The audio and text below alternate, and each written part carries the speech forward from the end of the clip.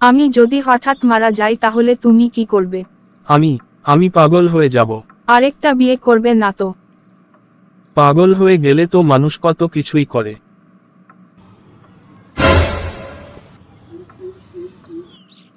আচ্ছা জান, বলো তো পদার্থ কাকে বলে? জানি না গো, তুমি বলো। অপদার্থ কোথাকার যার ওজন ও আয়তন আছে তাকে পদার্থ বলে। জানো, আমি আজকে ভয়ঙ্কর একটা দুঃখ স্বপ্ন দেখেছিলাম। তা কি দেখলে স্বপ্নে, বলো শুনি। দেখি তোমাকে নিয়ে শপিং করতে গেছি আমি। আচ্ছা তুমি বলো তো, কালো মুরগি আর সাদা মুরগির মধ্যে পার্থক্য কি? স্যার, কালো মুরগি সাদা ডিম দিতে পারে, কিন্তু সাদা মুরগি কালো ডিম দিতে পারে না। ধুর শালা, তোরে কে শিখাইছে এই সব?